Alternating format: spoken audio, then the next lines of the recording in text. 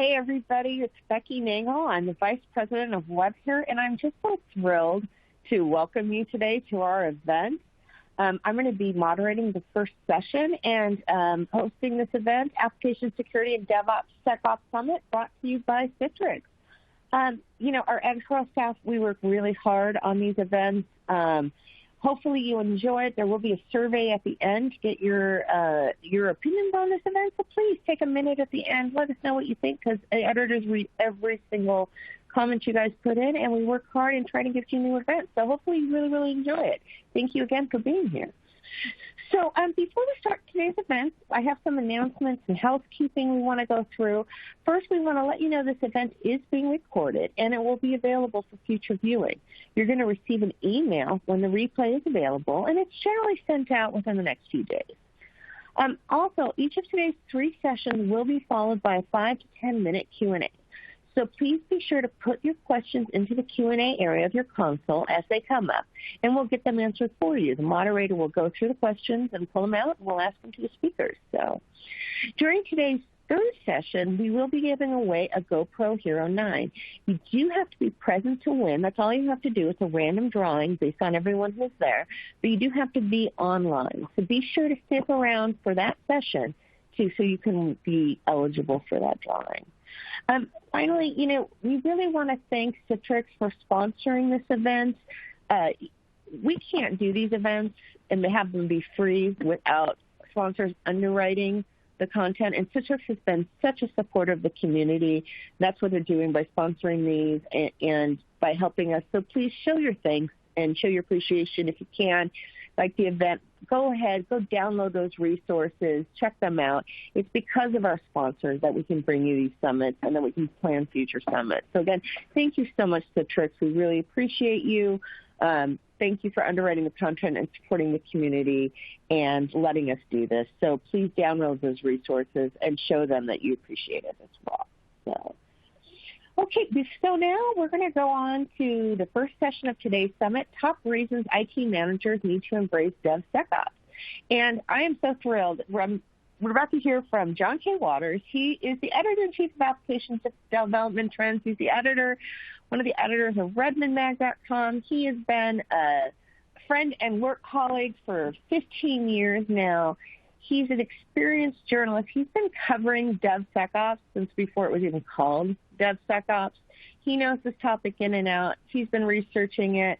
We're in really, really good hands for this first session, and I'm just really excited about it. So, John, please take it away. Thank you, Becky. I appreciate that introduction. Hi, everyone. Glad you could join us today for the first session of what I know is going to be a great summit. As Becky said, I'm going to be talking with you about the top reasons IT managers need to embrace application security. There's do we have it up yet? Let's see. Here's the me slide. Yeah, I think that's live. So you kind of get an idea of who you're listening to. I've been covering, as Becky said, technology tools and trends from Silicon Valley for more than 20 years, actually. I'm currently the editor-in-chief of Application Development Trends, one of the longest-running tech trade publications on the planet. I've actually been writing for the pub for more than a decade as a freelancer, prowling Silicon Valley, from what is now at least the heart of the high-tech universe. Maybe we'll all be moving to Austin soon. I don't know. Okay, today, among other things, I also write the WatersWorks blog that's on ADT Mag, and I host the WatersWorks podcast. The podcast is new territory. We just posted our 8th episode and passed the 500 downloads mark. It's available wherever you get your podcasts. So, all right, slide. Here we go. Here's our first slide. Okay, guys. So we all know that cybercrime is skyrocketing, but it's worth noting just how bad things have gotten. According to the Internet Crime Compliance Center, back in 2007, malicious hackers were attacking computers and networks at a rate of about one attack every 39 seconds. Last year, there was one successful attack every 1.12 seconds, according to that report. That's 465,177 reported incidents.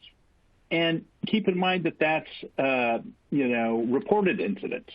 According to the University of Maryland, this last number does not account for attempted attacks or those that went unreported.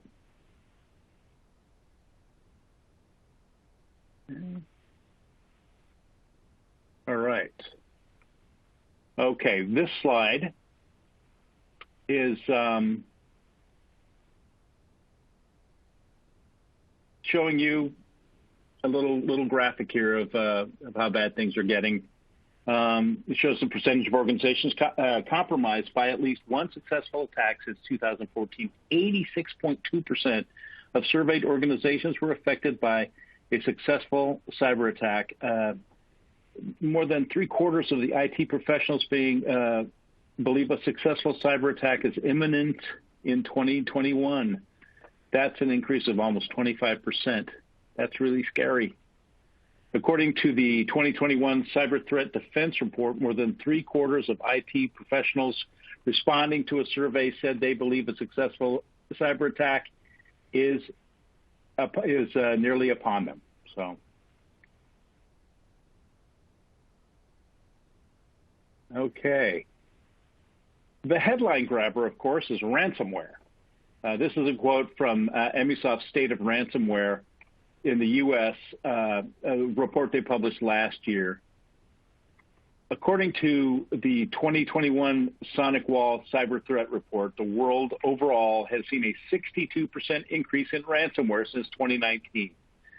Ransomware incidents increased sharply in 2019 due to organizations' existing security weaknesses and development of increasingly sophisticated attack mechanisms specifically designed to exploit those weaknesses. Existing security weaknesses, just want to emphasize that. Criminals are exploiting those existing weaknesses, and they're doing it with cool new tools that employ machine learning algorithms. Really scary.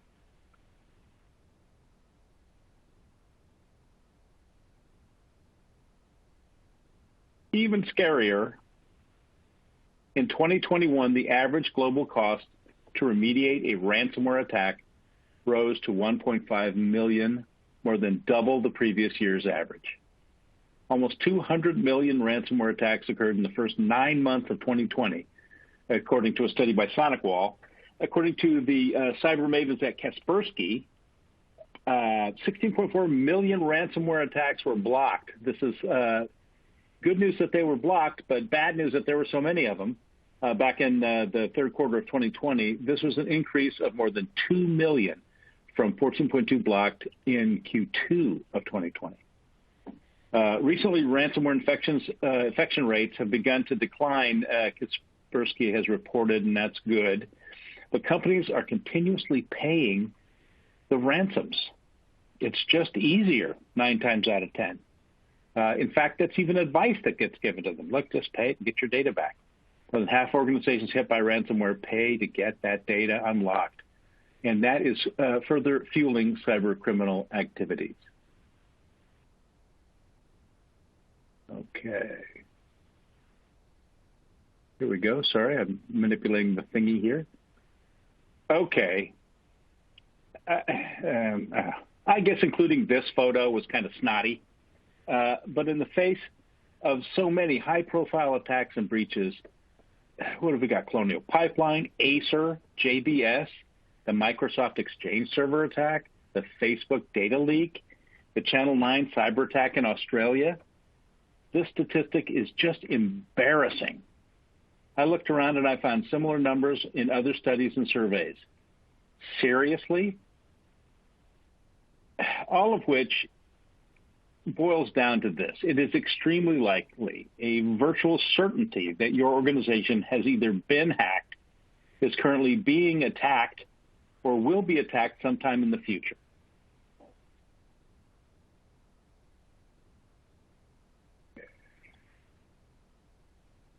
All right. So, okay.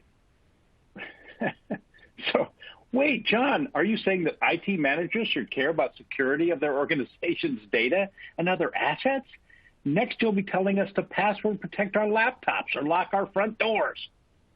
I know, guys, that this stuff is kind of obvious, and IT managers should care in general about cybersecurity. Everyone in your organization should care about cybersecurity. You probably do. But what I'm saying here is that,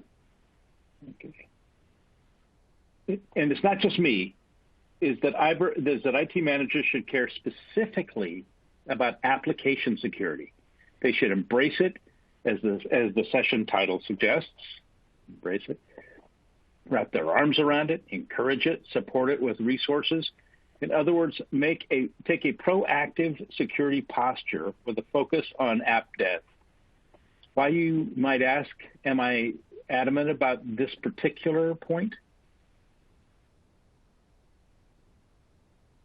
Here's why. Insecure apps pose a formidable security risk. Look at that number. I often hear that the application layer is now the largest attack vector, which should make AppSec a top priority. And yet, even in this day and age, with everything we know, security considerations often take a backseat to other imperatives. I mean, we all know it's true. Developers are paid to deliver high-quality functional code fast, not necessarily secure software.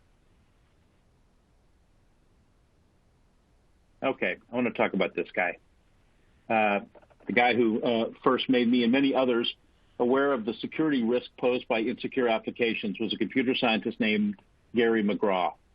I met Gary at an RSA security conference in San Francisco about 15 years ago. He was among the earliest advocates for building security into the software, into the applications. And he put his ideas into a book that has become something of a classic. And there's the book.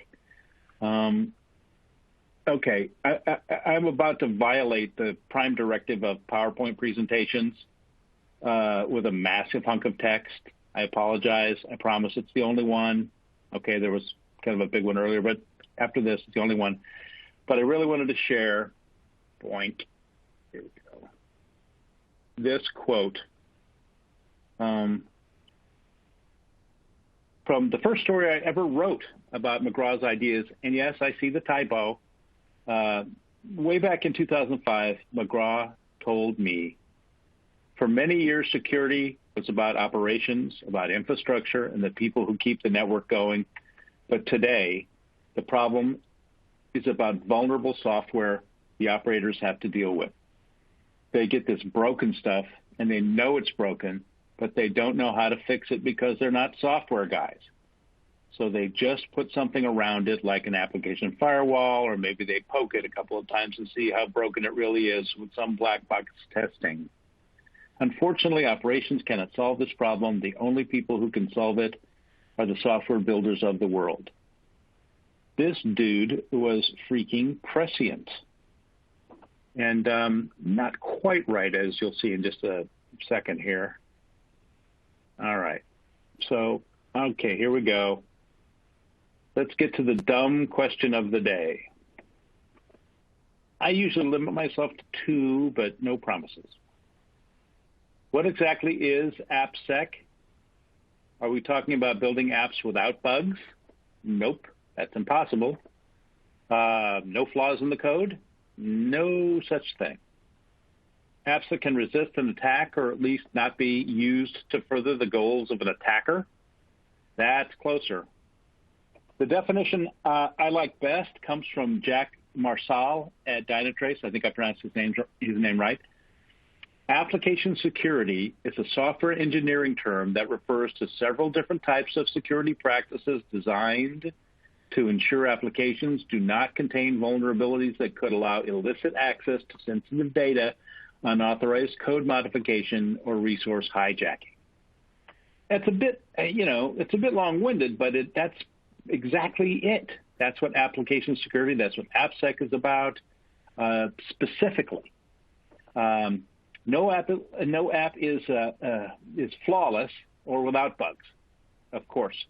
But it's fair to say that secure apps have fewer of each and reduces the risk and reduce the risk, I should say, of exposure with features like authentication, authorization, encryption, logging, and app security testing. I get that I'm not exactly breaking news here, but I wanted to sort of level set, and I wanted to acknowledge that a lot has changed since McGraw first began preaching the gospel of building security in. One enormously significant change in this context, he said as he sipped his coffee, the advent of DevOps. Hey, I wish I had sound effects. Okay, a tiny little hunk of text, not a hunk of text, a little more text. Sorry. I'm going to read it to you. Imagine a world where product owners, development, QA, IT operations, and InfoSec work together not only to help each other, but also to ensure that the overall organization succeeds. By working toward a common goal, they enable the fast flow of planned work into production while achieving world-class stability, reliability, availability, and security. Oh man, it makes you want to sit around in a circle and sing Kumbaya, doesn't it? This is where McGraw was not quite right. It's true that software builders are the guys who fix things and make things secure, but they need to do it in cooperation with the ops guys. This writer, of course, is talking about DevOps, an application development culture in which software developers collaborate with operations to ensure that software is developed into production with few errors, into production with few errors. It's not a software framework or workflow, DevOps. It's a mindset, I guess you could say, a cultural shift or something that makes the software deployment process easier and faster. Okay. So there's my DevOps to the rescue slide. According to this, a trend report by RightScale, 81% of enterprises say they're adopting DevOps.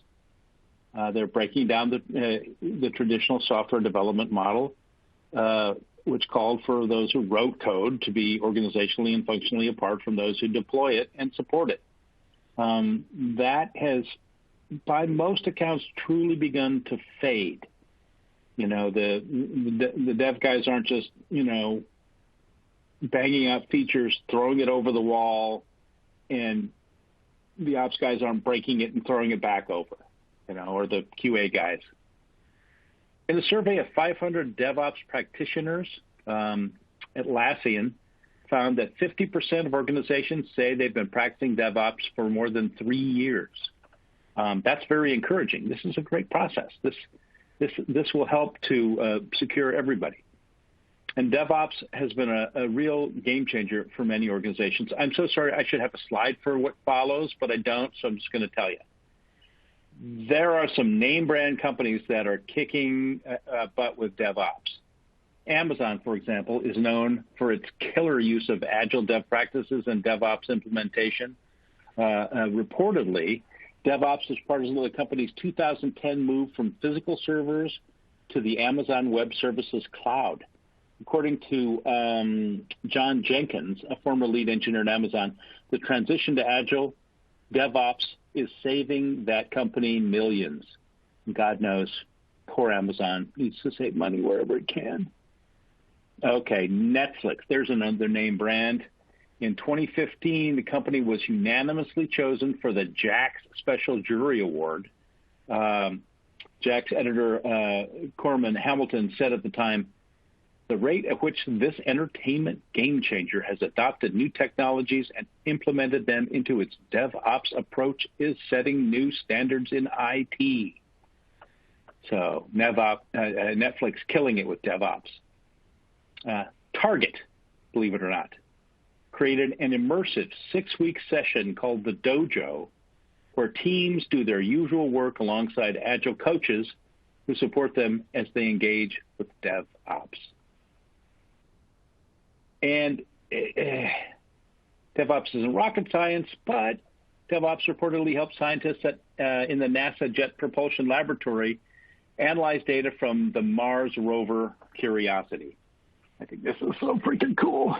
They used it to build a portable containerized data system and tools to for continuous deployment that allows systems engineers and data scientists to quickly develop, analyze, and share their visualizations and algorithms. DevOps from space. Etsy, Facebook, Sony Pictures, Hertz Car Rentals. The list of name brand companies using DevOps is long and growing. I think it's important to understand that this concept of combining in some way the practices, tools, culture, and development team and with operations, the operations group is to increase an organization's ability to deliver applications and services at high velocity. It has been around more than a decade. See, that's the thing. All this stuff isn't new. That's why I say I'm not breaking news here. DevOps has been around for quite a while. Development and operations in many organizations are definitely working together for a common good. Let's say that. Let's see here. Boink. This is not a history class, but, it's widely held that the portmanteau word DevOps, I got to use that, portmanteau thing, was coined in 2009 by IT consultant Patrick Dubois. He's a Belgian guy, I don't know how to pronounce it, who is sometimes called the godfather of DevOps. Again, not that important, not a history lesson, just sort of, I'm a reporter, so I'm giving credit where credit is due. Dubois was reportedly inspired by a now famous session at the Velocity Conference held in San Jose, California on June 25th of that year. The session was called 10 plus deploys per day, DevOps cooperation at Flickr. Flickr is a media platform. And it was led by John Allspaw and Paul Hammond. Again, this is not a history lesson, but it's kind of cool that I was actually at that conference, though I had no idea history was being made there. For more on the DevOps origin story, so to speak, I highly recommend Damon Edwards' YouTube video, The Short History of DevOps. Really great. But I digress. Here's the loop, the Mobius strip. You guys have all seen some version of this somewhere. It's the DevOps process, right? There are dozens of versions of this thing online. But what they're illustrating is what Jez Humble, the founder and CTO of DevOps Research and Assessment, called a never-ending process of continual improvement. I just love that. I'm going to say it one more time. A never-ending process of continual improvement. It underscores this idea that there's no box to check. There's no fix, but that what IT managers would be embracing here is a process of continual improvement. Okay. In fact, continuous integration and continuous delivery are the two best practices of DevOps, Humble said. And these two things, CI/CD has gained real traction in the enterprise, for sure. But here's the thing about DevOps. Again, McGraw was off a little. DevOps arrived. It's pretty cool. It's making everybody productive. But as it first emerged and is widely implemented, it's missing a piece. Boing. Okay. Talk about portmanteau words. DevSecOps offers more of a complete picture and provides IT managers with a practical means of embracing app dev. I told you we'd get there. This is a great quote from somebody somewhere. I can't remember where. And it kind of, it's not, it really sort of encapsulates the concept here.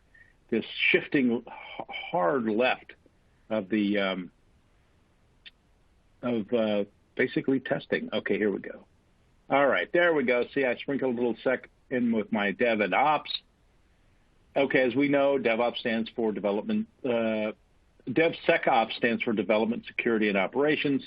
It's an approach to culture, automation, and platform design that integrates security as a shared responsibility through the entire life cycle. See, that's where all of this comes together. I'm sure you know this, but by sharing the responsibility, that's how we get effective, not bug-free, but secure applications. And secure applications are always a good thing. DevSecOps automatically bakes in security at every phase of the dev cycle, which makes it possible to build secure software at the speed of Agile and DevOps. The advantages this model provides are myriad. See, I got to use another cool word. And they are, among others, greater speed and agility of software development and delivery, and the ability to respond to change and needs rapidly, better collaboration and communication among teams, more opportunities for automated builds and quality assurance testing, early identification of vulnerable code, of vulnerabilities in code. Look, doesn't the old practice of keeping security isolated to a specific team in the final stage of development seem insane right now? I guess it worked when upgrades were released months or even years apart. The new warp speed software delivery cadence simply won't tolerate it. Okay. Where are we here? Okay. This is an extremely big deal. What IT managers know, I'm sure, and what we all need to keep in mind is that whatever tools or practices are used to maintain security in an organization, we want IT managers to embrace AppSec. I mean, really get their arms around it because the threat landscape is changing. In one survey, 89% of organizations say microservices, containers, and Kubernetes have created app security blind spots. Demand for faster innovation is driving organizations toward agile, cloud-native architectures built on microservices, containers, and Kubernetes. The dynamic nature of these container-based environments, however, make it harder for teams to detect and manage application security vulnerabilities.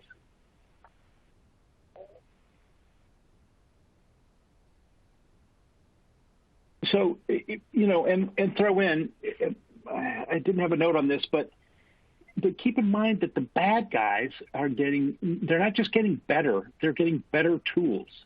They're using AI and machine learning to, mount exceedingly effective attacks. And if there's a vulnerability in your apps, these tools will find it. So, again, this idea of embracing security. Okay. I hate to pick on or, beat up here, but look, the truth of the matter is you can blame the ever-expanding attack surface on the freaking cloud. The cloud is awesome in every way except this. The adoption of cloud-native infrastructure such as serverless, containers, and service mesh are enabling organizations to deliver new innovations to market, which is great. We love that. Unfortunately, more than 30 billion records have been exposed as a result of cloud infrastructure misconfigurations over the last 2 years, according to one study, and the velocity of cloud breaches continues to increase. My colleague, the lovely and talented David Rammel, who is moderating the next session, wrote a great report on this last year in Virtualization and Cloud Review. It was called Cloud Infrastructure Misconfigurations Still Plague Industry Security. Sorry, let me read that again. Cloud Infrastructure Misconfigurations Still Plague Industry Security Study affirms. So definitely check that out. The summer of 2020 edition of the State of DevSecOps report analyzed cloud-native infrastructure across hundreds of deployments across, according to Accurate customers and community users.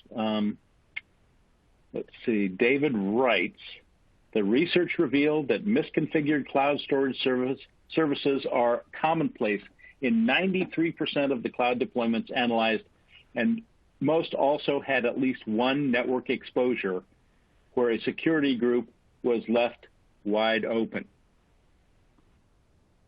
These issues have already contributed to more than 200 breaches over the past 2 years.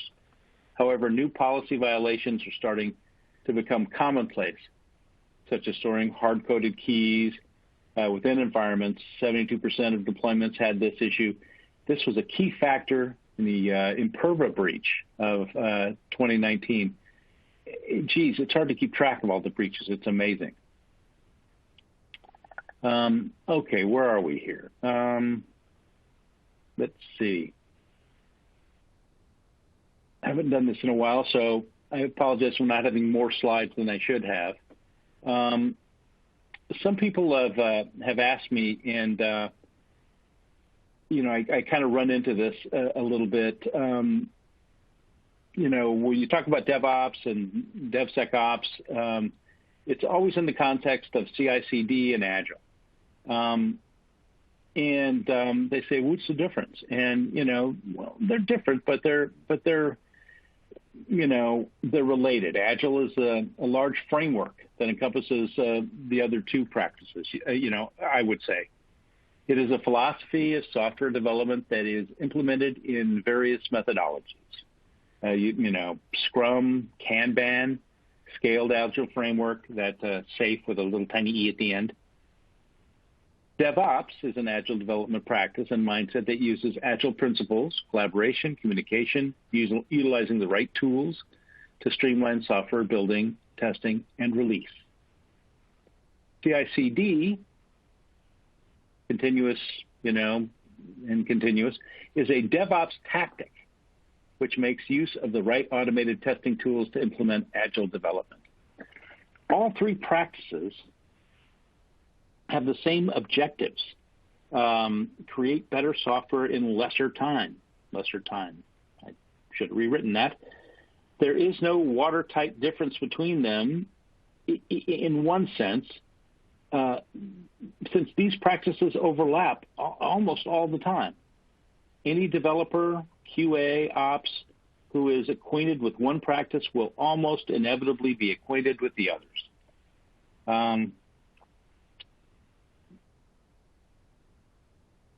There are lots of tools out there. I was just looking at one from BrowserStack.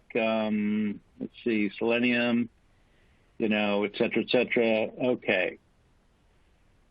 So we're getting to the end of my presentation here. It's a little shorter than I thought it was going to be. So I'm vamping a little bit. But if there's one thing, okay. Hi, Becky. Look, the next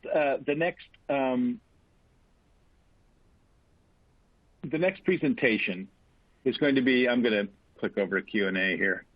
The next presentation is going to be a real nuts and bolts exploration of all of this stuff and more. Carlos was great. It's going to be awesome. If there's one thing I hope you take away from this session, it's this. IT managers need to embrace application security in their organizations to add support to the idea that security should be integrated at every phase of the software development lifecycle. DevSecOps is really about shifting left, about establishing the mindset that you need to build in security early instead of bolting it on at the end.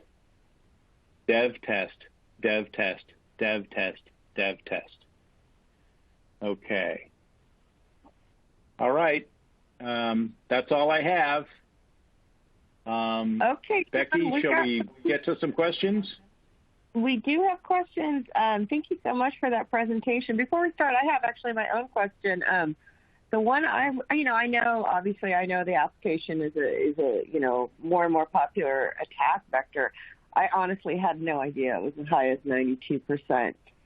Were you as surprised as I was at the statistic? I mean, I was indeed. I was indeed. I looked at this. So I picked a 92% number. I looked around, and everybody agrees that insecure applications are bad. And of course, everybody would agree that you want to make secure applications. It's a tough sell, though, when, as I said, developers, they get beaten up when the app breaks or there's a breach attributed to the app.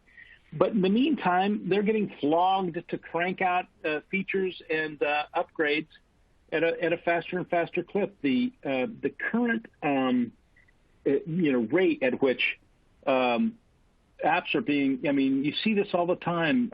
Oracle committed to this every 3 month cadence for Java stuff for the OpenJDK, and it's permeated the industry, and it's not really fair to developers to put the burden on them without giving them the training and the opportunity to, without giving them, let me rephrase that, without giving them the processes and the interactions they need to squirt out really secure software at the end of the life cycle, at the end of the process, whenever they're doing it.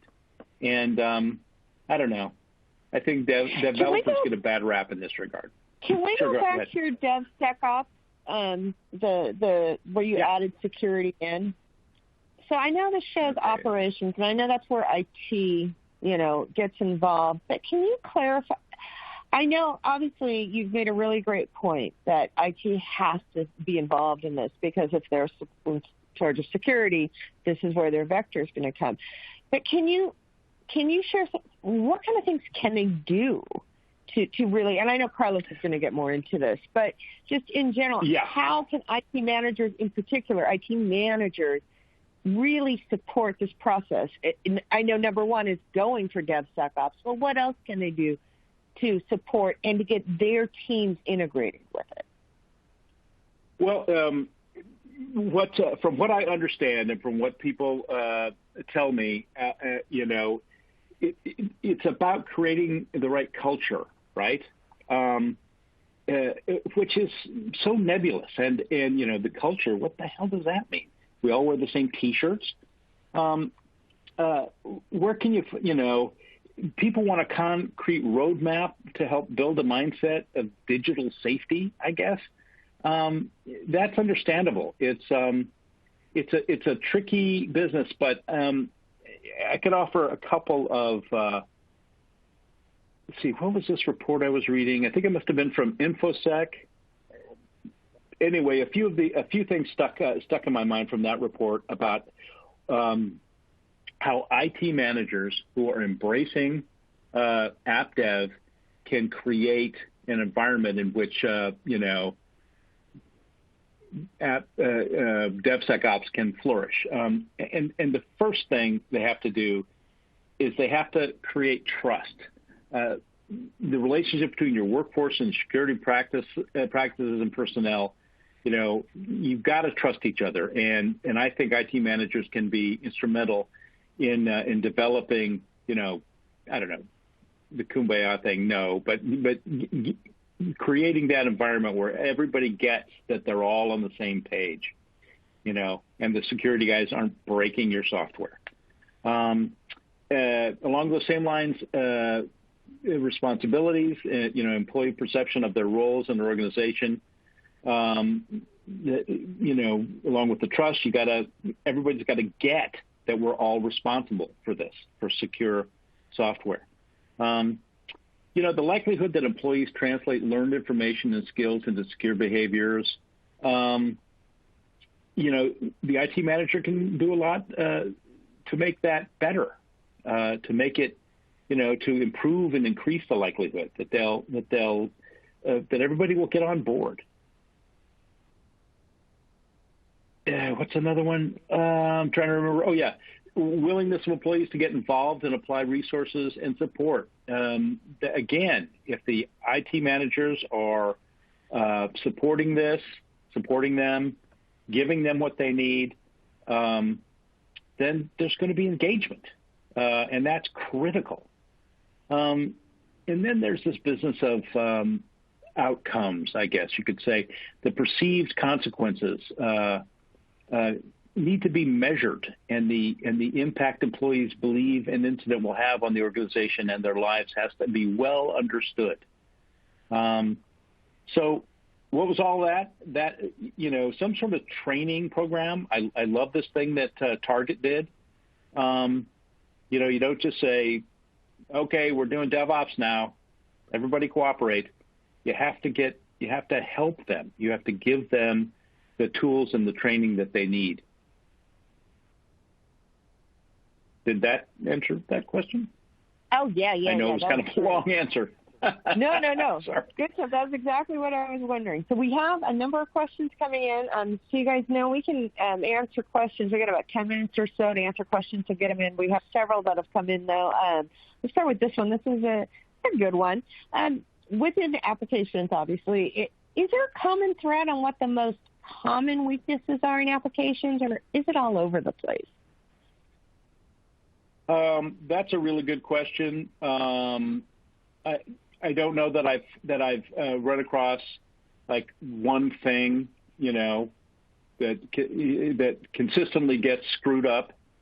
I think, especially given that so when we're talking about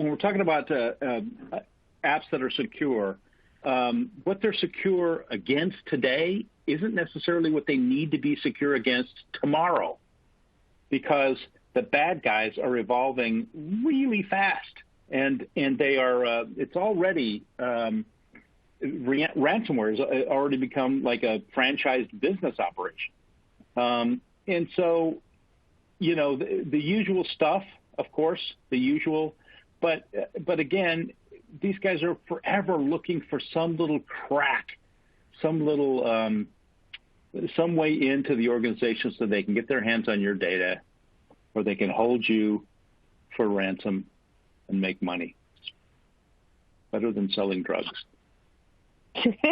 And more profitable for sure in some situations. Well, and less risk, and let's be clear that they're being supported by, not to put too fine a point on it, they're being supported by their governments.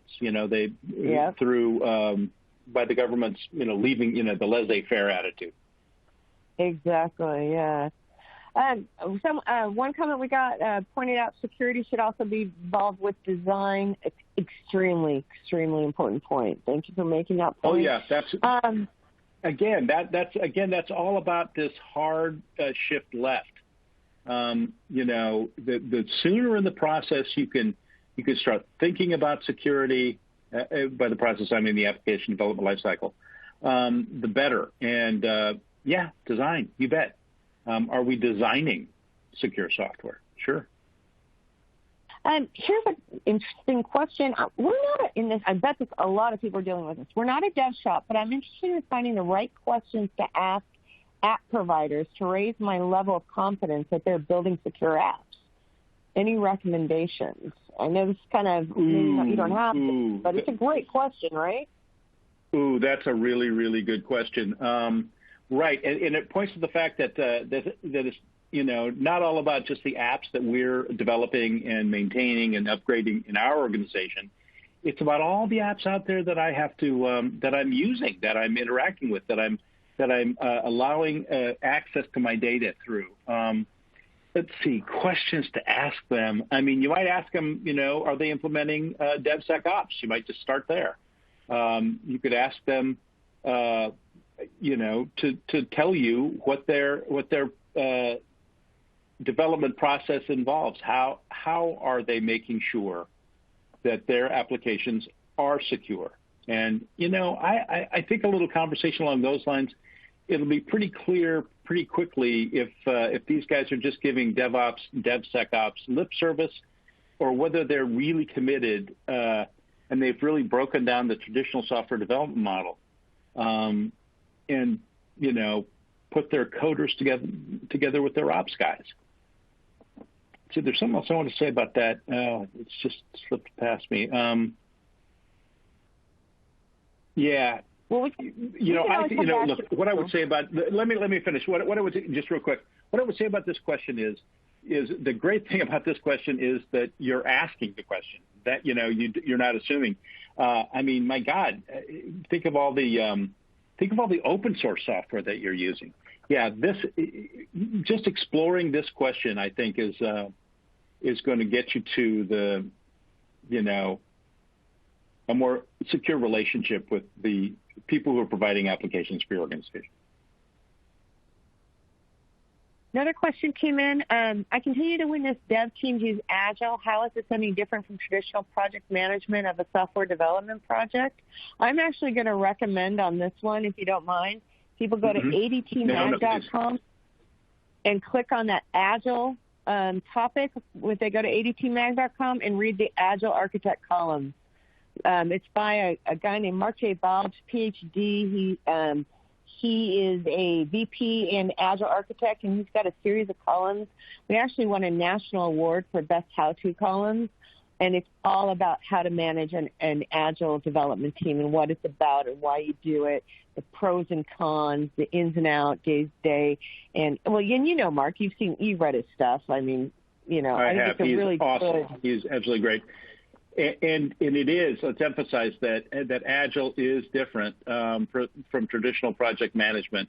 In this, the process they use, Scrum, Kanban, Scaled, Agile framework, paired, programming, all of those basic fundamental principles of Agile, and, cycling through, making sure that whatever little piece of software you've developed is ready to rock. Not waiting till the very end. I think that differs pretty dramatically from traditional project management. I don't know. Oh, yeah. Let me know if I'm wrong about that. Yeah.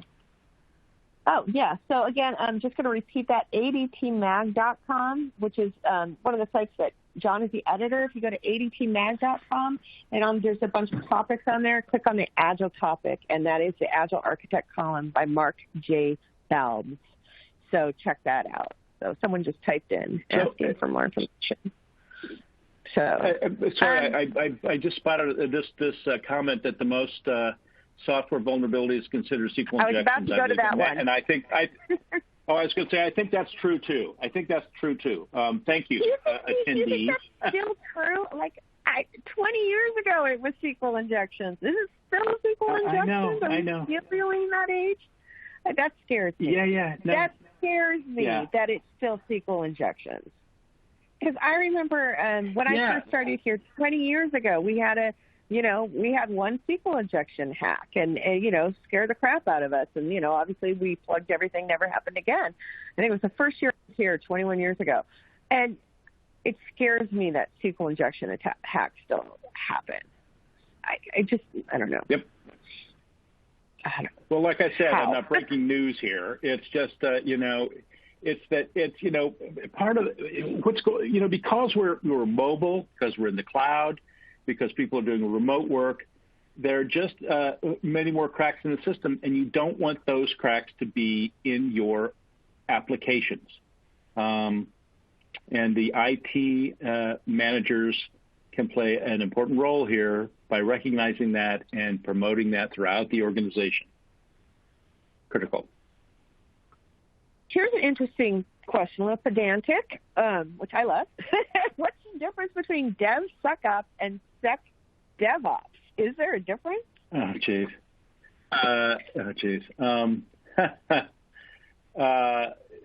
Okay.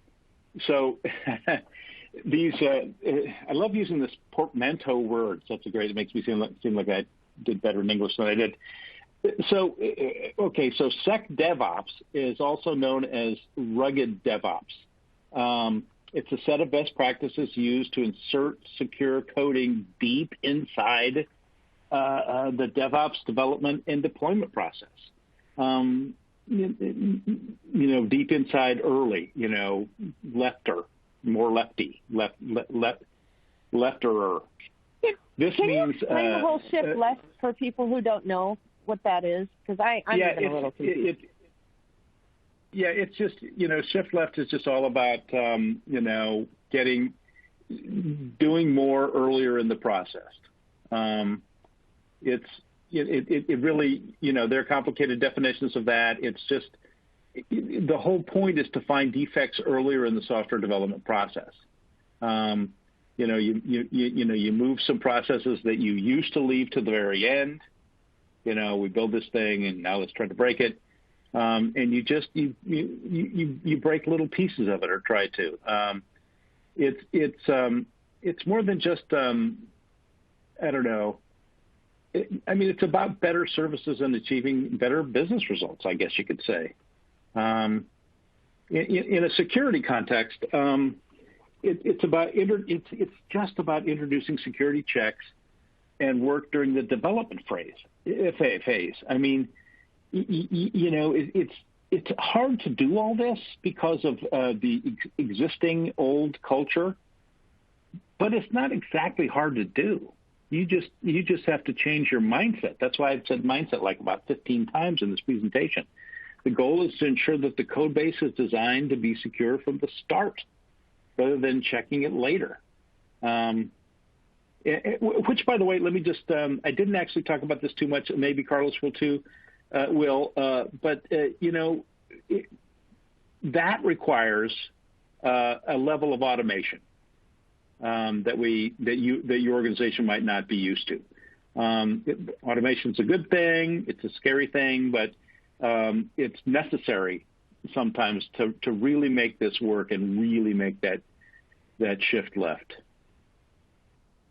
Okay. How are we doing? Well, I think that's a good place to end it here.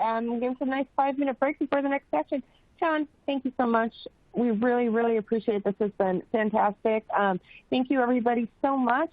Stay tuned. We have a great presentation coming up from Carlos Rivas, and stay tuned, and we'll be right back.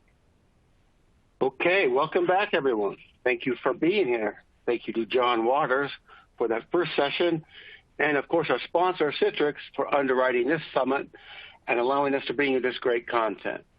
I'm David Rammel, editor of Virtualization Cloud Review, and I'm here to moderate the second session of our summit called DevOps and Architecture Best Practices for Implementing Application Security. Our speaker for this session is Carlos Rivas, Senior Solutions Architect at Intervision Systems. Carlos helps California community colleges move their traditional data centers to the cloud. Over the course of his career, he has worked for several large telecommunication providers, managing and configuring network devices using numerous tools and languages, including Java, Groovy, Python, Perl, and PHP. He is also a cloud computing instructor for LinkedIn Learning and Udacity. Carlos, it's great to have you here. Please take it away. It's my pleasure. Always glad to be here and excited to share this content with everyone. And before we get in, there's my LinkedIn information. Feel free to contact me if you have questions around cloud computing, DevOps, DevSecOps, or just technology in general. I'll always more than happy to help out and answer questions on LinkedIn. So let's see what do we have for today. It's going to be mostly DevOps, but I like to start, more on the application side, although my strong suite right now is DevOps and infrastructure. But, application is always in the back of my mind because my traditional training is software development, and that's how I started. But then I transitioned into DevOps and cloud as time change and demand for technology shifts around.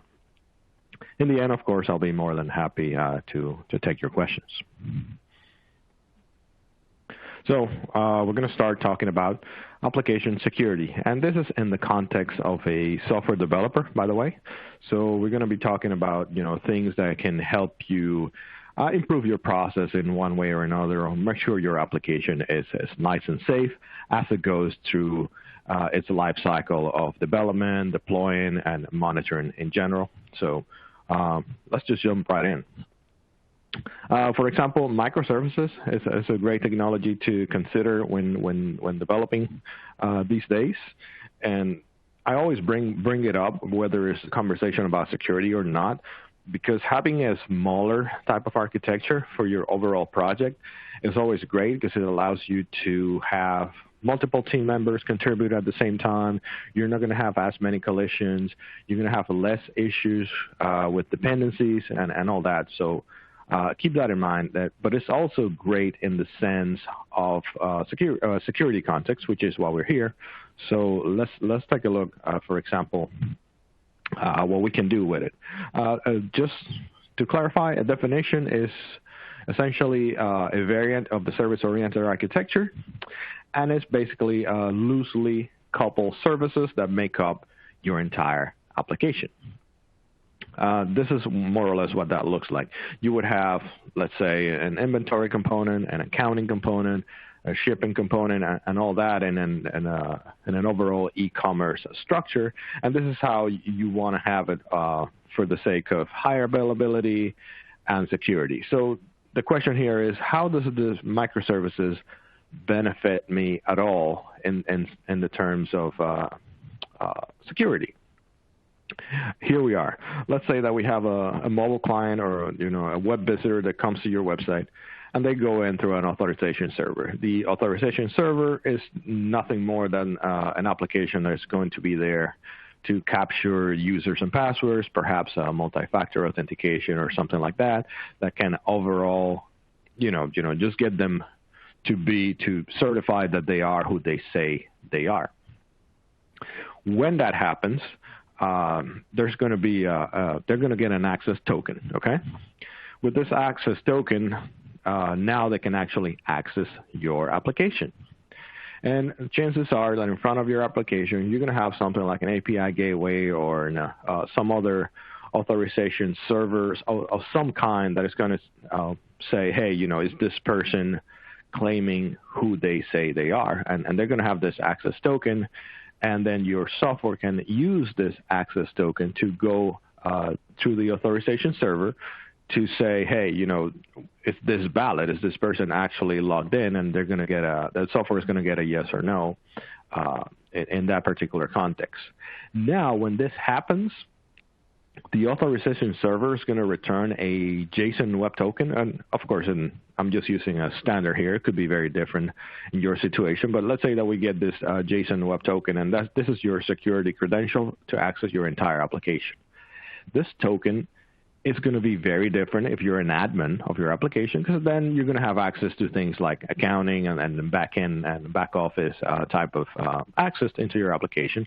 But if you're just a consumer trying to use this web application, you're going to have the same token. It's just going to be with a much more reduced security footprint. So you may be able to place an order, but not be able to modify an order, for example. And, this, to me, this is like the ideal scenario. So if you're using something like AWS API Gateway or something similar on Azure or a Google Cloud, this would be the ideal scenario to have, right?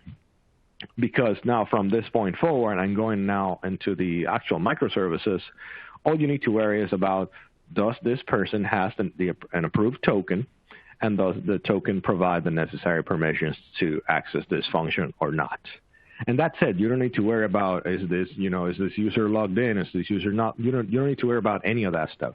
Because in this architecture, using just that token, that whoever is using your application has already been approved, authenticated, and the session is live and everything. So it's all well and good. So this is why I recommend microservices in general. But I wanted to give you this explanation within an application security context. Now, chances are if you're developing an application, you're going to have a ton of dependencies that you need to manage. The problem with dependencies is that they're going to introduce possibly dependencies that are vulnerable to security issues, right? And if you're creating a large, complex application, chances are you might end up with dozens or even more of these dependencies, such as JavaScript libraries or anything like that that may be out there helping you create your software. In this particular case, well, you may say, well, I'm just going to, download this version. I'll download the latest and everything is fine. But you have to understand that the people creating these software libraries, they're also software developers just like we are. So they're bound to create software that's going to have security holes that, may be dangerous for your application. So if there's a library that's broken and it has a potential security breach just waiting to happen, and you happen to use that same exact library, that's also going to make your software potentially vulnerable to the same issue. So keeping your dependencies up to date and keeping track of vulnerabilities is an issue, right? So enter dependency management, which is simply a technique for identifying, resolving, and patching dependencies in your application code base. This is essentially a software that's going to do the work for you when it comes to keeping your dependencies up to date. Now, which software do I recommend to get this done? In this case, I recommend Dependabot, which is now used to be a standalone application, but now it's a part of GitHub. They found it to be so good that, GitHub acquired this company, and now Dependabot is just an additional feature that you get by using GitHub. And what it does is it's going to create a pull request. So it's not going to change your code in any way. So don't worry that, because I understand that if you run something like this that's going to update your libraries, chances are that something is going to break and your software is not going to work. In this case, it doesn't do that. It will just create a pull request. And with this pull request, you can say, hey, Dependabot is telling me that I need to update something. So you can review the pull request. And if you feel like it's just a minor change, it's just a security update, you can just go ahead and approve the pull request. And Dependabot will go out to the internet, download the latest dependencies, and bring it into your overall code library. This is, like I said, this is great if you can handle these updates without your software breaking, and it will keep you away from those vulnerable spots where you have all these potential issues with software that you're getting from the internet. You're not sure, about it. So this is a way to, protect yourself from those. This is more or less of a workflow on how that works. You can pay attention to the part that says update checker, which is essentially Dependabot going out there and seeing whether this particular library has been updated or not.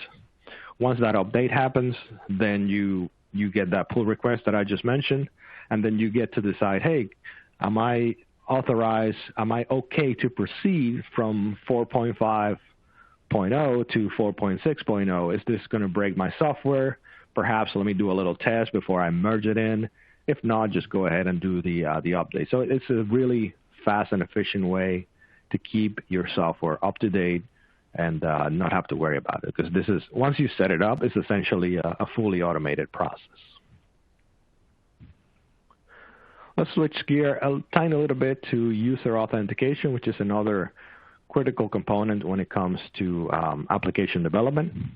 And I like to mention this because a lot of people, they reinvent the wheel every time they have to create a new application, and that's something I do not recommend. So, for example, taking a look at this particular workflow here, which is similar to the one we discussed for microservices, but let's dive in a little bit closer. So you have an application client, and this client is going to be a web user, a mobile user, some way for your visitors to come and use your application. They're going to send in an authorization request. Usually username and password, perhaps an MFA or multi-factor is involved, right? And then they're going to get a return from that server saying, "Hey, you are allowed. Here's your authorization. You can log in now." With this credential, now you can go to the service API or authorization server, as you can see here, and that is going to return an access token. And this is the one that we just mentioned for microservices. Like when you have this particular token, it has, first of all, it has your session, so it knows who you are and that you're active right now. And it also has your set of permissions, whether you're an admin, you're a super user, or just a first-time visitor to the website with essentially minimal permissions, for example. Once this happens, you can just, as I mentioned, visit and access all the features of the website with this particular token, even the ones that are not permitted, because obviously you will get a denied response back from this particular service. But yeah, this is the architecture that I always recommend. And now in the context of this conversation, I recommend that you don't do this every single time. That it's good to have some trustworthy way of implementing this every time you create an application, so that you don't have to reinvent the wheel. In that case, so what do I recommend so that you don't have to do that every single time over and over? Well, there's Auth0, for example. I remember this from Cloud Gurus, for example, when they created their website. I believe also Linux Academy. They all used this thing when they started. Auth0 is essentially a login or authentication provider. So in this particular case, you will use their software through APIs and whatnot, through connectivity, and they provide that architecture that I just mentioned. They'll provide it for you, so you don't have to, write all this code doing the same thing over and over, and perhaps, having potential issues there that could break something. So highly recommended. Firebase, which is now a part of Google Cloud, is also a great solution. It not only provides you with login and authentication, but also all the necessary back-end features to create a fully functional web application, actually with mobile support as well. The same can be said if you prefer AWS. There's AWS Amplify, which is essentially the same thing that I just described. You have this amazing application that gives you login access. You can add social logins, allow people to use their Google credential or their Facebook to log into your application.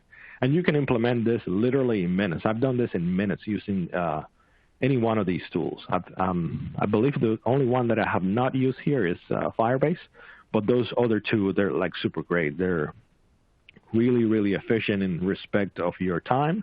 So if you needed to implement application security and login, I highly recommend one of these. So going back a little bit to DevOps, although, like I said, everything is more or less of the same, especially if you are in the development stage of your application. DevOps is essentially a day-to-day activity for you, so it's not really trying to make a distinction here. But I decided to group these things in the way that makes a little bit more sense and is organized. So let's jump into the specifics of DevOps. So when you have a DevOps setup for your application, namely a CI/CD process, you're going to be managing a lot of credentials. And this time, I'm not talking about username and passwords. I'm talking about API keys, database passwords, and encryption keys, SSH keys, all kinds of information that is sensitive in one way or another because they allow access to your precious resources. And you need a way to manage these credentials, because if you let this get out of control, you're going to end up with configuration files and code files and things that might be checked into a GitHub repository somewhere, and they have hard-coded credentials. You really have to avoid this, because this is a very serious security breach when you have all this information in places that you may not be aware of. One example is an API key, for example. Let's say that you're paying a third-party vendor to give you some kind of API, let's say for mapping IP addresses to zip codes, for example, or to cities or towns. In order to do it, you're paying for this service, right? So you don't want this API key to fall in the wrong hands and then have somebody else, perhaps an employee that left your company, now they're using that same API key to access the service on your behalf, which is not desirable in this case. So, having some kind of way to manage credentials is is absolutely imperative in this case. So the same could be said about, SSH keys and well, of course, encryption keys is the most sensitive one of all because they basically provide access to your application. So, that's something also to keep in mind. So what do we do in this case? What I'm using right now, and this is what I recommend, is HashiCorp Vault. I believe there are other options out there, but this is the one that I'm using at the moment because I've been using Terraform, which is another product of HashiCorp. But talking about Vault, it's essentially a tool that helps you manage this information. And going by their official marketing definition, it's a secure storage. It helps with access token, passwords, SSL certificates, encryption keys, and you can access all this data using the UI, a CLI, or an HTTP API. This is more or less how this works, and this is the architecture that I recommend for using a tool such as HashiCorp Vault. You will not have application secrets in your repositories by never a reason to have it. The same thing could be said about your CI/CD tools, whether it's Jenkins, Circle CI, or any other. In this case, it's kind of 50-50 because sometimes you obviously need some passwords to be able to perform a given task. And actually, now that I'm looking at the Jenkins symbol here, I realize that Jenkins has an internal key storage for sensitive information, such as password. So there's always that little bit of an option here. But in this case, the passwords will be limited to your CI/CD process, which you don't have that limitation if you go with Vault, for example. Now, once you go through your CI/CD, you will end up with 2 more places where passwords could potentially be needed. One is the repository of artifacts, where you have your containers, any files that you push to S3, for example, or Java Web Archives or Java jar files, for example. All of those, you may need passwords in those situations. Also in your orchestrator, whether you're running, let's say, Amazon ECS for containers, or you're running Kubernetes on-prem, for example. In those cases, it's the same thing. These applications are going to need some sort of database password, or perhaps an API secret key or something like that.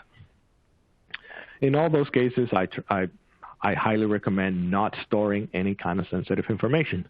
So what do? If we have a tool like I mentioned, like HashiCorp Vault, for example, you can use it as a just-in-time injection tool. What that means is when your application is actually running, it will submit a request to the password managers, in this case to HashiCorp Vault, for example, and you will get that password right then and there. One of the main advantages of this approach, especially during development of your application, is that you can have a set of passwords that your developers can use in the development environment. So they can deploy their software to the development environment, and the software knows to go and get that information specific to the developers. And then once the software is tested and approved to be moved to production, you'll have this application running in production, and now when it goes to the repo to get the passwords, and I mean the HashiCorp repo, in this case the Vault, they will get the proper production password, which is another layer of security, because you don't want your developers to have the same access, the same passwords that they use for tests. You don't want them to use those very same passwords in a production environment. You want those to be completely isolated from one another. So this is another way that you get an additional benefit, that you don't have to worry, well, I'm going to deploy to production now, so I need to change this or that. No, you don't need to worry about that, because in this particular setup, that wouldn't be an issue. So I keep talking about this software, but of course there are other alternatives. One that comes to mind that I've used is the AWS Secrets Manager. And again, you don't have to use this for anything cloud specific. You can just use the Secrets Manager for that particular reason. Like, I just want to use it to store, to have a secure place to store my information. And you can certainly use AWS for that. Strongbox is a non-cloud solution that you can implement to do the exact same. I've been hearing a lot lately about Docker Secrets. So that's something that I'm certainly going to be looking into. And of course, the reason why they included Docker secrets as a feature is because everybody that creates microservices or containers, the first thing that they are concerned with is, how do I protect my information? I don't want these little Docker containers to be hard-coded with my sensitive data. I really don't want that. So that's why, you go ahead and use something like Docker secrets to inject that information when the information is actually needed and not be a part of your containers, as they move around, right? Azure Key Vault is another option. If you're a Microsoft Azure fan, it essentially does the same thing as the AWS Secrets Manager. But of course, if you're in Microsoft Azure, this would be your go-to choice. Let's move on a little bit now to vulnerability scans. In this case, I'm talking about, things that happen on the internet, very, very creative and not so legal minds. They come up with these ideas on how to break libraries, how to break software, and you may be affected by this and exposing you to certain situations that you don't want to be in. So the only way to keep up is to, have some kind of database or something in regards to vulnerabilities that are out there and that you are made aware of, right? So what is exactly is a scanner? This is essentially a computer program designed to assess computer networks or applications for known weaknesses.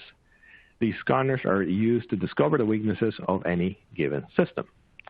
So more or less, this is how I recommend something like this, especially since I'm a little biased about using container technology, is that you would have a container deployed to a repository, let's say the Amazon registry or JFrog or something like that, where you store your containers, but your CI/CD process has a plugin. I believe this is doable in Jenkins and some other tools, even more so for containers, where you have this particular tool that will check the CVE database for the latest updates around vulnerabilities, and they will match that up with the libraries or things that your application might be doing. Like I said, for example, the most common use is those libraries that you use to create your software. That database is going to have, hey, this version 4.6.3 is known to have this particular weakness or that weakness, and we recommend upgrading to the 0.4, which is the very next version. And, you will not be aware of this. If you're using 10, 12 different libraries to create your software, you're not going to be aware of this potential weaknesses that you have there unless you have a software like this, constantly scanning and checking and making sure that everything is as updated as it needs to be. In fact, at the time of this presentation, I believe yesterday or the day before, I saw an iOS iPhone update saying, hey, this one is urgent. You need to apply this now to your phone because of, potential spyware situation there. And, that's how it is. That's how it is these days. Even normal people that are not into software development, they need to be aware of vulnerabilities that are out there so that they can keep their software updated and their application and infrastructure safe, even if that infrastructure happens to be just a cell phone in this case. Now, what do I recommend for this type of scanning? I found this set of open source tools for containers. I believe I use one of these, Falco in particular. These are open source tools that do exactly what I described. They will go out there on the internet and they'll find those sources of those CVE databases saying, hey, this thing that you're using here, it needs to be updated because of this reason or that reason.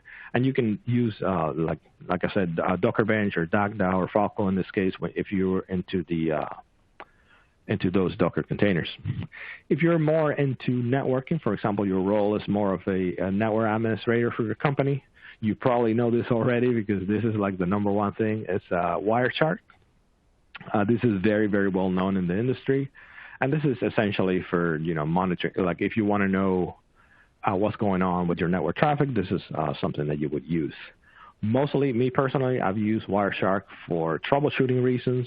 If I'm getting traffic that I don't understand, like getting a denial of traffic for whatever reason, perhaps a blocked port or something like that, I usually troubleshoot that with something like Wireshark. Now, web application scanning, I'm not a web developer myself, so instead of giving you a recommendation out of the blue, something that I may not endorse, so I'll just recommend that you just go directly to this nonprofit, which is the Open Web Application Security Project, or OWASP, and they can point you in the right direction. They have like a lot of links there about best practices to follow and perhaps tools that can help you test your web application before you present it to end users to avoid some of those potential issues. I believe, for example, that SQL injection was mentioned in the previous session, and that's one of those things that we need to be aware of. Whenever we push a web application out there, we want to make sure that at least the basics are covered.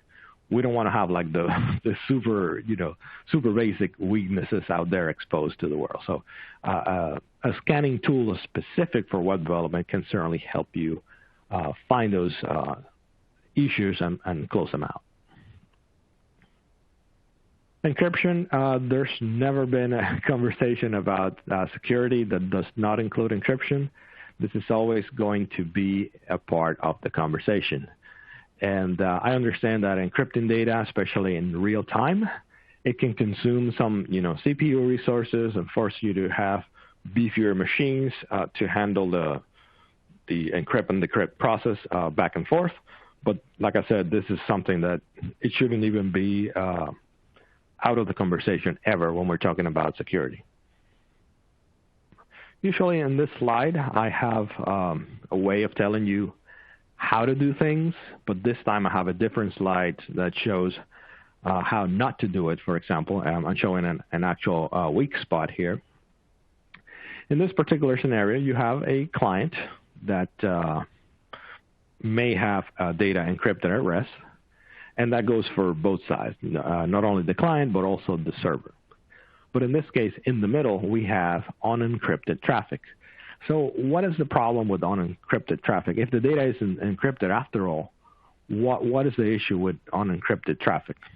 Let me explain. Let's say that you're trying to access this data through an unencrypted channel and you're sitting in a public Wi-Fi. Let's say that you're at an airport or at a coffee shop and you're trying to access your encrypted information. But like I said, in this case, you're accessing using non-TLS, non-SSL, non-HTTPS traffic, just plain old text-based traffic. The issue with that is that you may have other people in that same network where you are, let's say in the same coffee shop or in the same network within the airport, and you may find yourself in a situation where one of these bad actors in the same network as you are, they're snooping traffic. They're grabbing the traffic that's going by through the network. And if it's not encrypted, they can probably have a regular expression there looking for things like emails, passwords, and URLs, and they can filter that information out of your network packets, and then that's it. That's how your information ends up being compromised. So I highly recommend that not only consider encryption for at rest, but also encryption needs to be considered while the data is in transit. And of course, you do that using SSL certificates. So where do I get SSL certificates from? You can get them for free from Let's Encrypt. And if your resources are deployed in Azure or AWS, again, they'll give you those resources for free, absolutely. So you can just, as long as you use them for the resources in there, let's say that you have a web server or something right then and there, whether it's Azure or AWS, they'll give you this SSL certificates so you can use them for free, and you have that peace of mind. And I know, like I said, this adds a little bit of extra layer of complexity into your pipeline, but yeah, this is not optional. This is something that you have to consider. If we talk about a little bit about encryption at rest, you have these tools, and these tools, something to keep in mind is that, for example, AWS KMS, these are tools that you can use as a command line tool. So even if you're not doing web development or even if you're not doing cloud computing at all, you can still use Azure Key Vault and AWS KMS and use those tools as command line tools to help you encrypt information at rest in this case, so that you can have that additional peace of mind and not have to worry too much about well, I'm not a cloud guy, but yeah, you can be even if you don't use the infrastructure at all. Containers, I don't know why containers keep following me around everywhere, but yeah, it's in this context, it's not in the context of necessarily microservices, but containers as an infrastructure component, and of course, we're talking about them in a security type of context. So I'm looking here at what will be a Kubernetes deployment, and again, this doesn't have to be cloud-based at all. This could be just a normal Kubernetes deployment that you have on-prem in your office, even in your own personal laptop. You could have an entire Kubernetes infrastructure. So why do I recommend this for the sake of security? Well, if you have containers, I'm sorry, not containers, microservices, and those microservices could be deployed inside containers. You could use something like Kubernetes in this case, and then you get all the benefits that come with that, which could be, load balancing, auto scaling, and all those little features that you get just from using Kubernetes, right? And that'll give you your application gets a ton more higher availability and whatever security features that you get, like I said, simply by using a platform like Kubernetes. So it's something definitely to consider.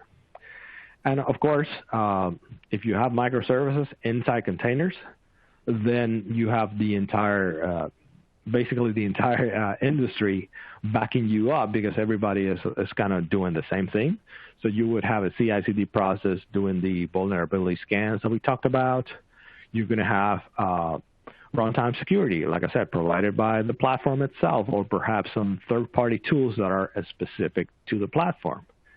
The same thing goes for compliance. You can run compliance tools that, those compliance tools will run in your platform for you. For example, let's say that one component needs to be PCI compliant. You might get an alert here on number 3 that says, hey, by the way, this particular container or something is not encrypted at rest, and you will get the alert telling you that, and, hey, you need this for PCI compliance. For example, let's get this done. And, things that you might miss, the software will certainly catch for you simply because you're sticking to industry standards. And, of course, the usual benefits that comes with regular DevOps, which is continuous monitoring, which is really, really important, keeping an eye on those resources such as CPU usage and memory. Now, let's talk about, since we switched to infrastructure, let's talk a little bit about load balancing and firewalls. A load balancer essentially is it's an infrastructure component. So you might think, wait, why do I need a load balancer for security? Well, it can help you mitigate, for example, a DDoS attack. And a web access firewall, which is how I know it as a WAF, it helps you, basic protection for your web application. As we mentioned, SQL injection can certainly be averted by using a tool like this, like a web access firewall. And going by the definition here, it says it's help protect your web application or APIs against web exploits, like I said, SQL injection or something like that. And bots, this is really a big one, because these days we have all these army of automated pieces of software and hardware going after your infrastructure. So it's good to have something that will detect that kind of traffic and reject it off your application. This is one way to implement what I just said. You will have a load balancer that spreads the load across, for example, your first layer, which would be your firewall, right? And your firewalls will make decision to allow or deny the traffic into your application. So this is one way to do it, and I really like this way because it doesn't affect your application at all. So you don't have to make any software changes or update your code or anything to have this enjoy this protection, right? And then once your firewalls allow the traffic through, it can go to another load balancer, and this other load balancer is going to, to distribute. This one is for the, infrastructure purposes. This one is going to distribute the workload across your web servers and actually process those requests. Because at some point you have to make the decision, hey, this traffic is actually valid, it's not an attack, and you're going to allow it into your system. But having this layer of load balancing, firewalls, load balancing again, it gives you that flexibility that you can just start rejecting traffic that you feel is just attacking your application and not providing any value to you. Right? Speaking of that, auto-scaling. Now, how does auto-scaling help me in the terms of security? Well, because an auto-scaling is nothing more than a process that's going to help you, increase or decrease resources based on demand. So how does that help me when it comes to security? I have a slide here for that. And I'm showing the auto-scaling here all the way to the right. And then, of course, the infrastructure that we just discussed about web access firewalls and load balancing right in front of that towards the left here. And let me explain. In this case, you might think, well, if I get an attack, specifically a denial of service attack, that's going to trigger my auto-scaling, and I'm going to start deploying servers and servers and servers, and I'm going to get this huge bill at the end of the month that I'm going to have to pay for, even though, that wasn't legitimate traffic generating business for me. It was more of an attack. Well, I can tell you, don't worry too much about that, because from my experience, in this example, I'm using an AWS slide for a reason, is because I have contacted AWS and told them, hey, this auto-scaling trigger because we were under a denial of service attack, and they'll tell you that's okay, it's not your fault, so we'll take that off the bill. So you end up not having to pay for it. The reason why is because they manage the load balancer, they manage the web access firewall. And by the way, this can be said about the other cloud providers as well, GCP and Azure, because they manage these services, the web access firewall and the load balancer, so they feel it's their responsibility to filter out this traffic before it gets to your auto-scaling group. So once you start upscaling and, of course, increasing your bill, they have the responsibility to say, hey, we're gonna shut this down. This is just too much. We can't have it. They're always using machine learning to look for patterns of traffic that they can use to say, hey, if it looks like this is probably an attack, and it's not a legitimate set of users trying to hit this particular server. So never underestimate something like auto-scaling as a protection mechanism for your infrastructure. So that's what I have for you. I'm going to leave you with some key points that I want to summarize before we move on to questions. And that's going to be what I mentioned about the users. Don't create a user authentication solution by yourself. They're really, really cheap and sometimes free, so you can use those solutions when creating an application. In fact, if you use something like AWS Amplify, as I just mentioned, the authentication system is provided by Cognito, and it's absolutely free, up to something like 50,000 users, something like that. So take advantage of that. Don't reinvent the wheel every time you have to do that as an application developer. Also, remember to mind your software architecture from the beginning. That's really, really important. So if you can get away with it, use microservices as your preferred architecture, or I should say a service-oriented architecture, as is most commonly known. So use that to your advantage whenever possible. And finally, in application development, design for scaling. Be sure to use queues and messaging and keep your application loosely coupled. This way, you have more fine-grained access to your security components. And also, if something breaks, you can much more easily restart one component without having to worry about your entire application. Now, when it comes to DevOps, the management of credentials is really important. All those encryption keys and SSH keys and all that. Be sure to use some kind of software for that purpose. Don't try to, hard code all this stuff, and much worse, hard code it and then check it into a public GitHub repo. That would be very, very bad. Never do something like that. And also, never underestimate your infrastructure components as your first line of defense against attack. Something like firewalls and load balancers. All those things can certainly help you protect your infrastructure. And finally, if these bad actors find a way to get into your infrastructure regardless, be sure to encrypt your information so that when they actually steal your information, is no more than garbage unless they have the encryption key, which hopefully they won't have in this particular scenario. But yeah, those are my key takeaways for you there. So with that, I'll be more than happy to take questions. Okay, great job, Carlos. We do have some reader questions, and I'd like to remind the audience that we can answer questions until about 5 minutes to the top of the hour in order to give you a short break before the next presentation. So send them on in. We have plenty of time. First question comes from Edgar. He says, we are in the planning phases of rebuilding our Active Directory for an organization of about 60 users. Would you recommend single sign-on with two-factor authentication for all Office users?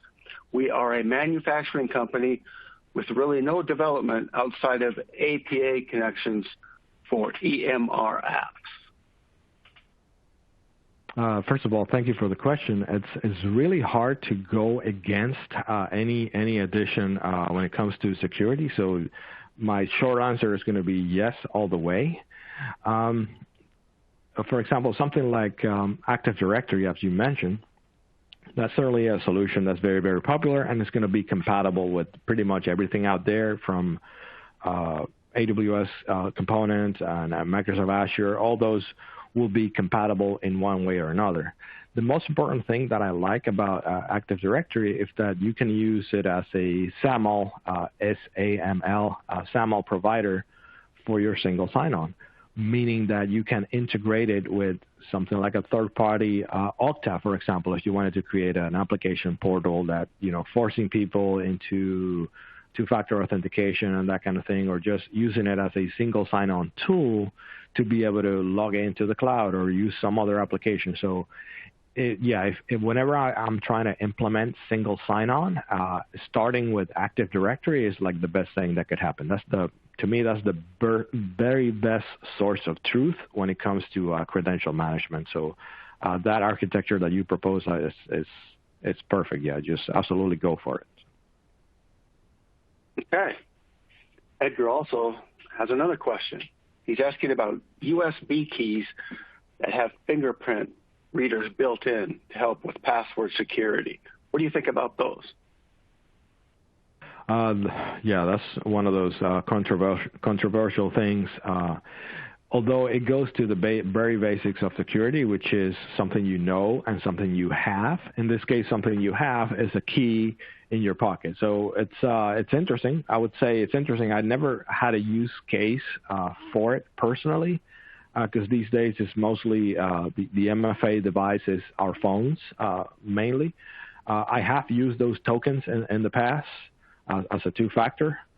I can't say for sure that I would recommend something like that these days, because, like I said, I prefer those pieces of software that you put on your phone that enable you to use it as a two-factor.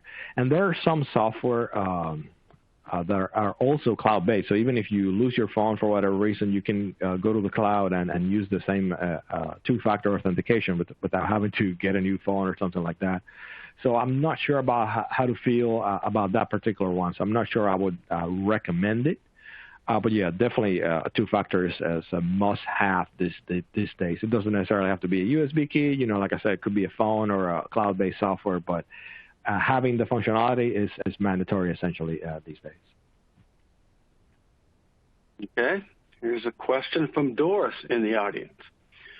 If we reuse all of these tools out there, does that give the hackers a bigger leverage point if they can crack, hack, or introduce Trojan horse into those tools and libraries? He says, I know you mentioned vulnerability scanning tools that go against those environments, so maybe this is covered. But you can revisit it if it was. That possibility is always out there, but I use an example of the iPhone. It's like the iOS software developers, they released an update recently to protect against a particular spyware attack.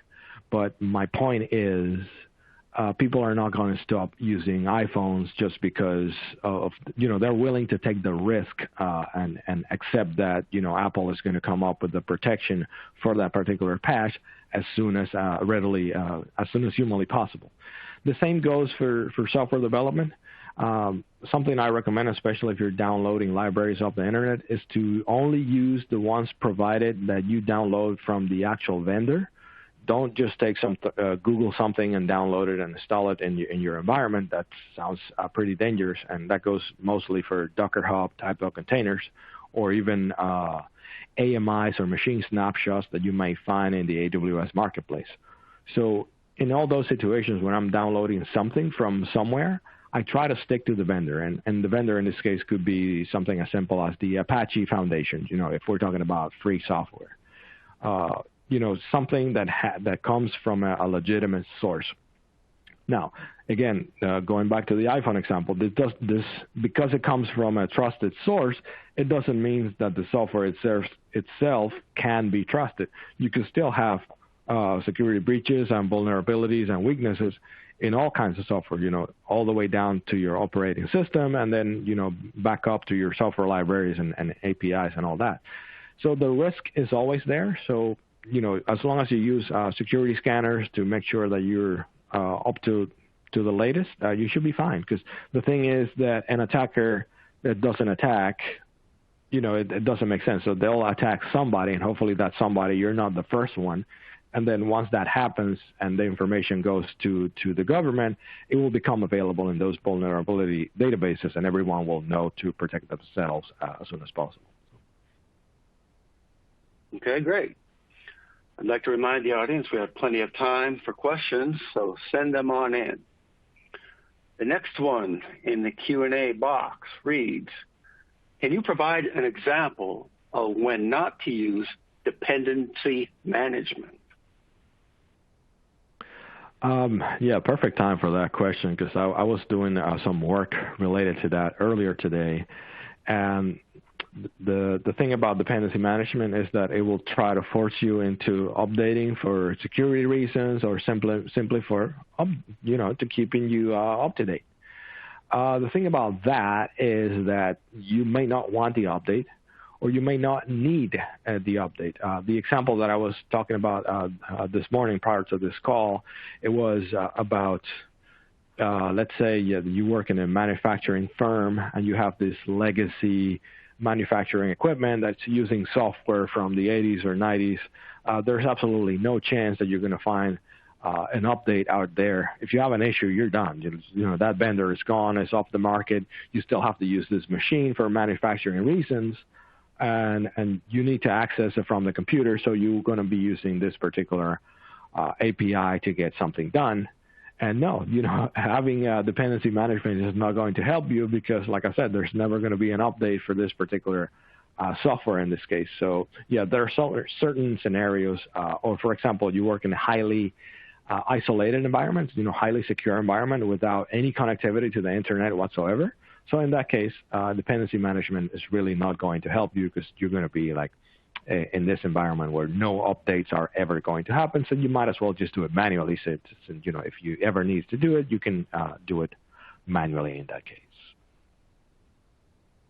Okay. Here's the next question. If I don't use cloud computing, I guess they mean on premises, can I implement all of this with Jenkins? Yes, absolutely. That's something that I keep track of all the time. Whenever I use a new tool or something like that, I always try to make sure, can I use this for, if I'm just doing something on my personal machine or my work laptop, can I still do it? Or do I need to have a cloud account? Do I need to be logged in or have internet access? Because it's not always the case, right? Sometimes, especially in highly isolated or secure environments where there's the outbound access to the internet is tightly controlled by proxies and firewalls, you may not have that option. So yeah, absolutely, you can use like Jenkins plugins and things like that to perform CI/CDs 100% locally and implement all this without ever having to go outside. The one exception would be the vulnerability scans.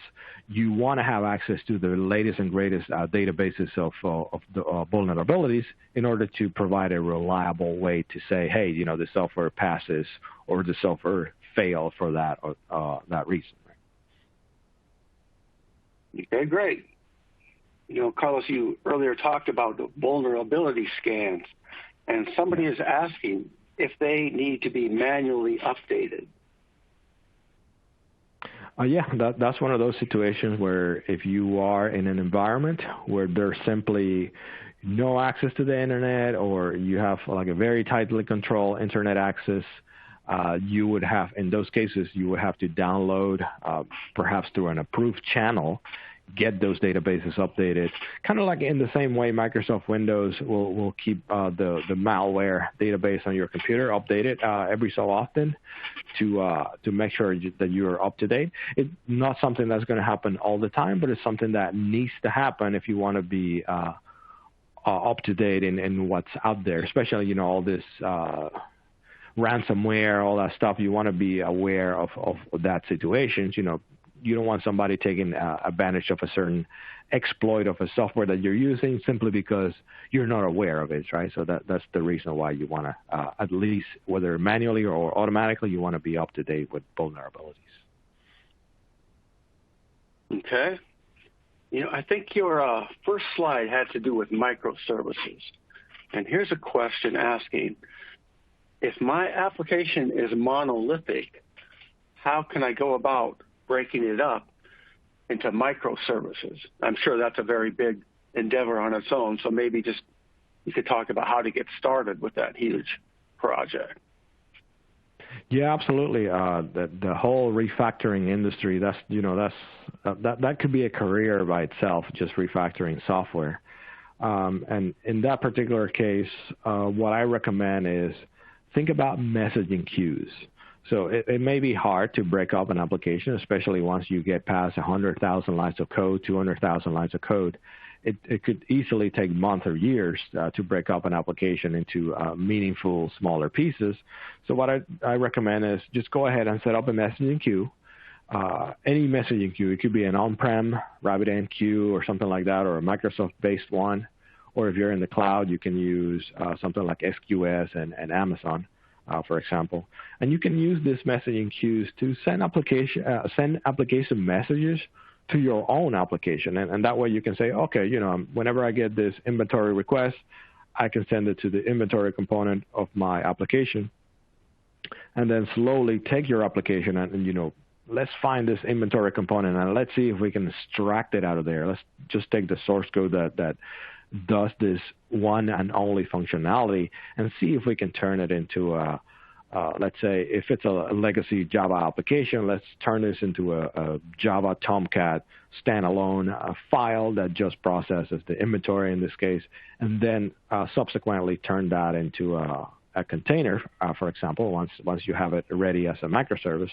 And then, like I said, slowly like that, take some other components out of the application, and that way you'll get there. It will take months for sure, but that's one way to start slowly with the process of taking, like I said, a big Java app that may be in the hundreds of thousands of lines of code down to something more manageable and easy to work with in a larger team. Okay, good answer. And it looks like that's all the questions we have time for. So thanks again, Carlos, for an informative presentation and answering those questions. My pleasure. Thanks, everyone.